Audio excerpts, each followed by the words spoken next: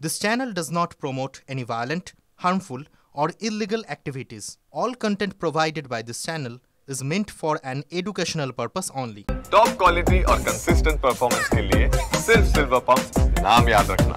জেঠুকে বাবা আর জেঠিমাকে মা সাজিয়ে বাংলাদেশে থেকে ভারতে বেড়াতে এসে পাসপোর্ট হাতিয়ে কুয়েতে পারি বাংলাদেশি যুবকের। দীর্ঘ 2 বছর ধরে ভারতে বেড়াতে আসার পর ঘাঁটি গেড়েছিল এই বাংলাদেশি যুবক কাটোয়ার একাইহাটে। এখান থেকেই জালিয়াতি করে একের পর এক ভারতীয় নথি সে জোগাড় করে এবং তারপরেই পাসপোর্ট হাতে পাওয়ার পরই সে কুয়েতে পাড়ি দিয়েছে। আর এই পাসপোর্ট যে রিনিউ করার সময় পুরো ঘটনা সামনে এসেছে, জালিয়াতি সামনে এসেছে, যা দেখে চক্ষু চড়ক গাছ গোয়েন্দা বিভাগের। যাদেরকে বাবা মা হিসেবে দেখানো হয়েছে তারা আদতে এই বাংলাদেশি যুবকের জেঠু ও জেঠিমা। আমার ভাইপো। তাহলে আপনাকে বাবা সাজিয়ে পাসপোর্ট করলো, আপনি জানতেন না?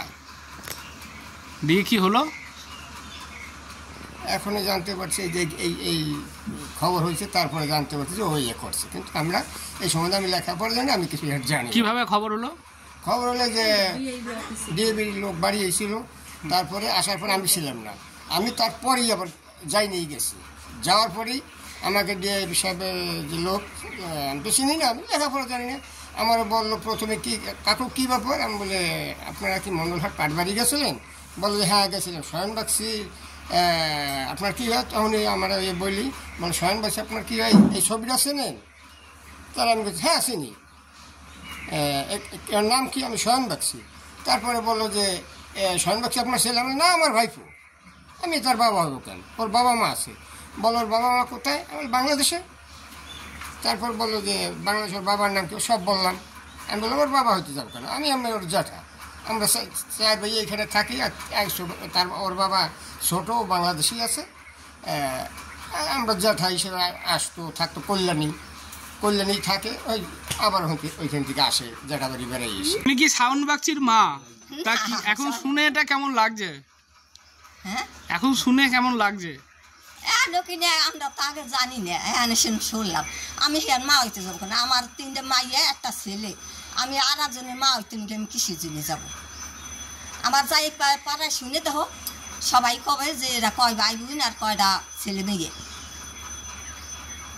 তো ও কে হয় আপনাদের? ওই যে দেওয়ার হয় এবার। এই বাংলাদেশি যুবক দীর্ঘ সময় ধরে কাটোয়ার একাইহাটে কাটিয়েছে, কিন্তু তাকে নাকি এলাকার কেউ চেনে না, তাকে কোনোদিন দেখেনি, এমনটাই জানাচ্ছে তৃণমূল দলের তরফ থেকে। অন্যদিকে এই বিষয়ে সুর চড়িয়েছে বিজেপি। দেখুন, এটা 2016 সালে ঘটেছিল। আজকে পাসপোর্ট নবীকরণ করতে গিয়ে এটা ফাঁস হয়েছে। তো 2016 সালে ক্ষমতায় কারা ছিল? তৃণমূল ছিল। পঞ্চায়েতগুলো কাদের ছিল? ওদের ছিল। তাহলে একটা পাসপোর্ট করতে গেলে আমার যেটুকু জানা আছে, ভোটার কার্ড, আধার কার্ডের সঙ্গে সঙ্গে রেসিডেন্স সার্টিফিকেট, বাড়ির জমির দলিল, জন্ম সার্টিফিকেট সব কিছু দরকার হয় এবং তারপরে পুলিশের ভেরিফিকেশানের দরকার। তো সেখানে দাঁড়িয়ে আজকে তৃণমূল সরকার এটাকে বলছে এটা বিজেপির কারসাজি। ভোট ব্যাংক কাদের দরকার? ওদের দরকার।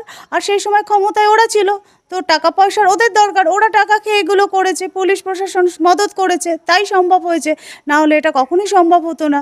কৌশিক দত্ত, TV9 বাংলা, কাটোয়া।